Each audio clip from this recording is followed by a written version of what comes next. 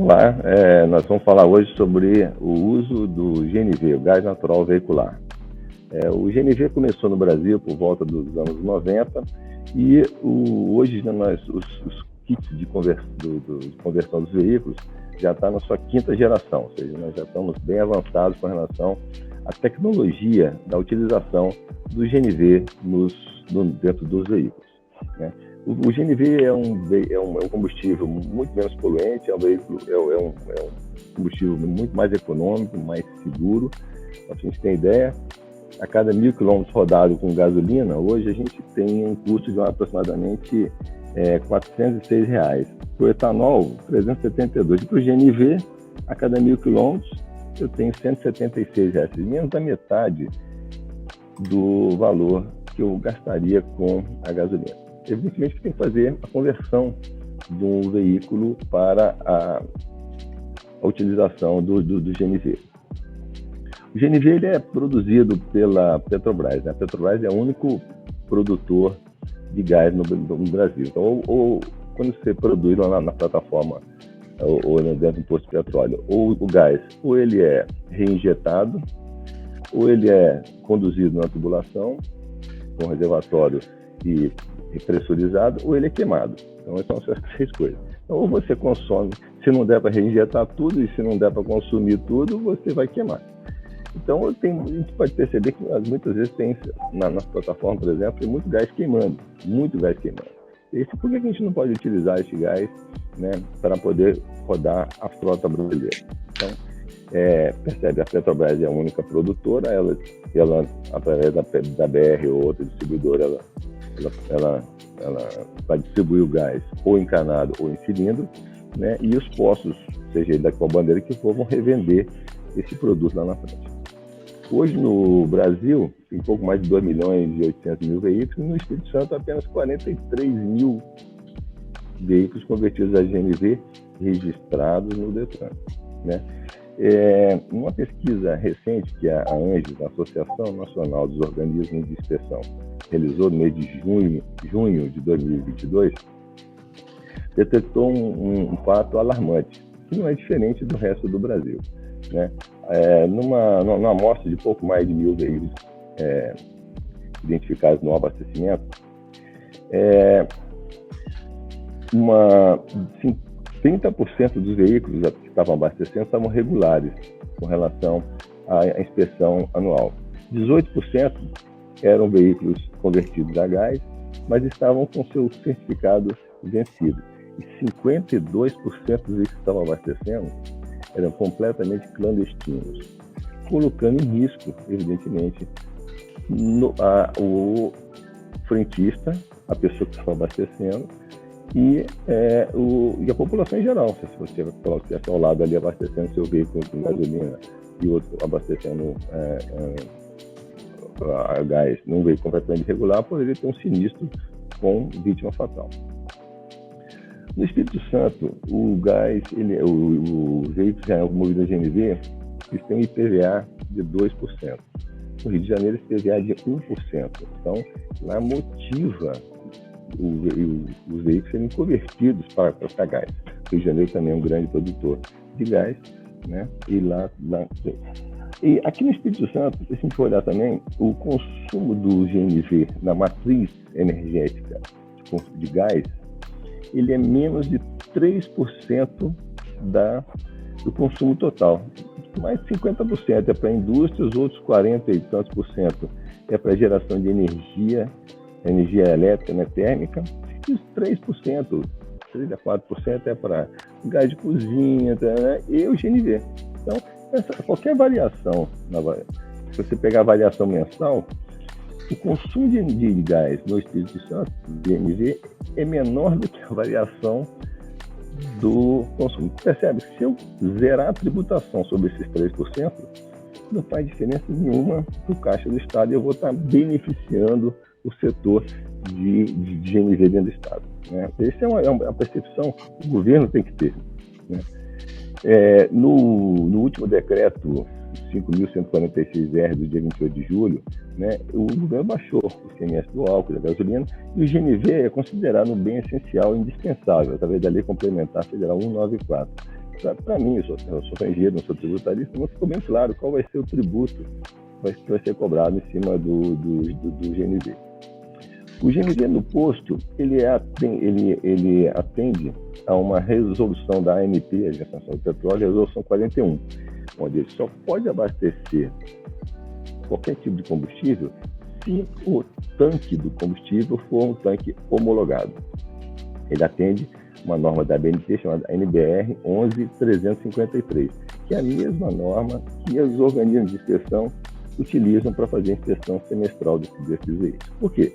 Porque para um veículo utilizar o GNV, é preciso fazer uma adaptação do kit, né? No caso, o kit agora de última geração. Então, precisa instalar um cilindro, um redutor de pressão, e toda essa instalação é feita dentro de uma oficina homologada pelo IPEM, Instituto de Peso e Medida do Espírito Santo. O IPEM vai lá, homologa essa empresa e ela emite, ao final, um atestado da qualidade, dizendo, olha, o veículo foi adaptado, foi convertido dentro das normas, o cilindro está conforme, está tudo direitinho. E a partir daí, então, o veículo vai para dentro de um organismo de inspeção acreditado pelo Inmetro, percebe? Esse é o programa de conformidade que o Inmetro estabeleceu ainda nos anos 90, para dizer o seguinte, olha, veículo, você foi convertido e tem um organismo de inspeção que atesta, completamente independente, vai atestar que aquela conversão está ok, o veículo está dentro da qualidade, não está poluindo, e o veículo não só a conversão está certa, mas o veículo também está correto, né? Está freando direitinho, as rodas estão freando, o freio não está desgastado, a parte elétrica está ok, enfim. Então, o organismo, a oficina emite o atestado da qualidade, leva para dentro de um organismo de inspeção que vai emitir o certificado de segurança veicular lá no Denatran, agora Senatran. Né? E isso por quê? Porque o Conselho Nacional de Trânsito, o CONTRAN, dentro desse programa de conformidade, estabeleceu duas resoluções, a resolução 280 e a resolução 292 e as suas sucedâneas, né? É o seguinte, olha, todo veículo convertido, como é uma conversão, ele deve passar por um programa de inspeção de segurança veicular em atendimento ao artigo 106 do Código de Trânsito, para fins de licenciamento anual. Então, o DETRAN deveria só licenciar o veículo se tiver um certificado de segurança veicular válido. Essa é a regra. Então, o organismo de inspeção vai emitir esse documento, certificado de segurança, lá dentro do sistema do DENATRAN e emite um selo de conformidade do Inmetro. Selo, papel, caso da moeda, caro pra caramba esse negócio. A gente emite esse selo é de porte obrigatório, né? E atende ao regulamento técnico da qualidade, chamado RTQ 37, que atende às mesmas normas que o posto deveria, né, atender para abastecimento lá. E dentro dessas normas tem o cilindro. O cilindro ele suporta 220 bar de pressão para dentro do trabalho, mas ele é testado com 500 bar de pressão, percebe?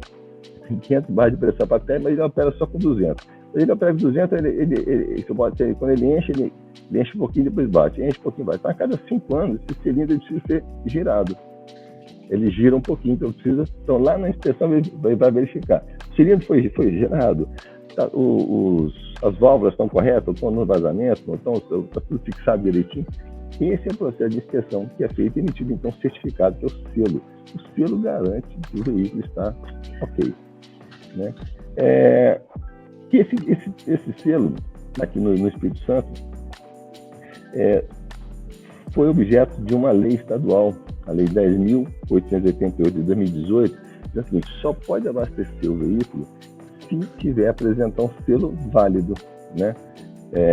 Essa lei entrou em vigor em 2018, em função de alguns sinistros que infelizmente aconteceram aqui no Espírito Santo, com a utilização de cilindros irregulares. As pessoas usavam cilindros de acetileno, usavam botijão de gás. Imagina, botijão de gás é de 15 kg de pressão. Se você colocar 200 kg de pressão ali dentro, vai explodir uma bexiga de aniversário. Imagina explodir e no carro. Então, depois você pode passar algum filmezinho aí, você mostrar alguns exemplos, infelizmente, de sinistros que ocorreram durante o abastecimento, o que é muito grave. Ocorreram muitos desses sinistros, por quê? Porque o cilindro estava completamente irregular, o veículo estava completamente irregular, ele foi convertido de forma clandestina. Esse que é o maior risco. O que é um veículo de forma clandestina? Ele foi convertido numa oficina que não é homologada, pela EMB também tem, e não passa por um programa de inspeção de segurança a cada ano. Isso quer dizer que o veículo pode estar com problemas seríssimos com relação ao sistema de GNV. E no ato do abastecimento, pode vir a ter um sinistro. E você que está ali do lado, abastecendo seu carro no diesel, no álcool, na gasolina, sofre um sinistro que você não sabe por quê. Então, preocupado com isso, o governo do Estado preparou então uma lei, publicou uma lei em 2018. Entretanto, essa lei foi alterada, olha só, foi alterada no início de 2019.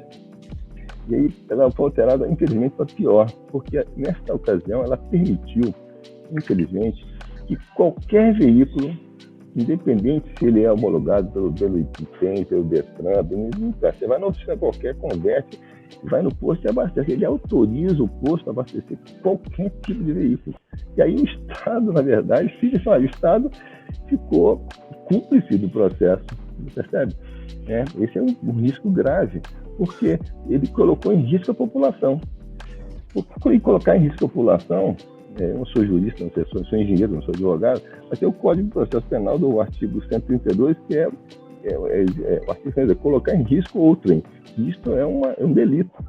Então, isso é um problema sério que a gente tem que ter atenção para que esses veículos que estão sendo abastecidos de forma completamente irregulares ou clandestinas sejam objeto de fiscalização. Mas o Detran não pode fazer muita coisa. Aliás, ele faz muita coisa. O que ele faz? Ele emite uma carta quando do vencimento do certificado. Olha, você que é proprietário do veículo, placa tal, tem assado, então seu certificado está vencendo na data agora em setembro. Por favor, renovar a sua inspeção de segurança veicular. Por quê? Porque se ele for parado numa fiscalização, ele poderá ser autuado no artigo 238 do Código de Trânsito, multa grave com retenção do veículo para regularização. Então, não só tem multa, tem apreensão do veículo, mas muito mais que isso, ele coloca, está colocando outras pessoas em risco. Então, o Detran, o que ele faz? O Detran emite uma carta para o proprietário informando para ele, no dia tal, a partir do dia tal, se for parado na blitz, ou não, qualquer fiscalização, Polícia Rodoviária Federal, Polícia Estadual, ou polícia, na verdade, quem tem jurisdição sobre a via, pode ser uma polícia, uma guarda civil municipal também. Esse auto de atuação também é municipal. Então, ele atua, ele pode ser autuado nisso aí. E só tem que ficar muito atento também, porque, percebe, se eu não fiscalizar os veículos, essa frota vai continuar circulando.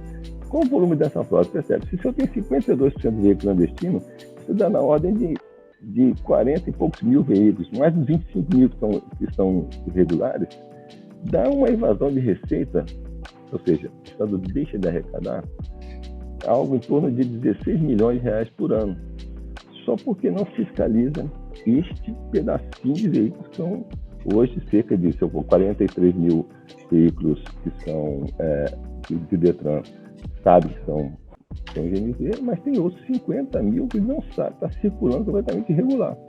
Esse é o problema. Esse clandestino foi feito, cuja conversão foi feita de forma irregular, que é o grande problema. Então, os agentes de fiscalização fazem a fiscalização sistêmica, que é importante, também há que se fazer um processo de conscientização da população para que providencie o processo de homologação desses veículos, não colocando outras pessoas em risco. Então, em grande escala, o GNV, extremamente seguro, extremamente econômico. O Estado pode fazer muito mais, diminuindo os impostos, ICMS sobre combustível, ICMS sobre kit. Percebe? É muito bom pagar 17% sobre um MVA de 1,7 de um kit de R$ 2.700, o Estado vai deixar de recolher R$ 300 e vai colocar um monte de veículos circulando com o GNV, que ao invés de ficar queimando na plataforma, ele vai ser consumido no imposto, gerando mais emprego. Percebe? É um ciclo de ganha-ganha. Né? Se eu conseguir reduzir o imposto do combustível e o imposto do produto. E o Estado também pode fazer o seguinte, o Estado pode dar um exemplo, motivando, se eu não quero poluir, eu vou colocar a frota estadual movida a gás, por que não? Né? Então, o Estado dá o exemplo. Isso que é importante. Né? É muito menos problema, mais econômico, e o processo de conversão acaba gerando mais e mais imposto. Percebe que, assim, eu acho que o combustível é bom, é barato, é mais econômico e exige um tratamento diferenciado com relação à segurança do veículo, porque está usando ali um combustível que ele é pressurizado dentro do veículo.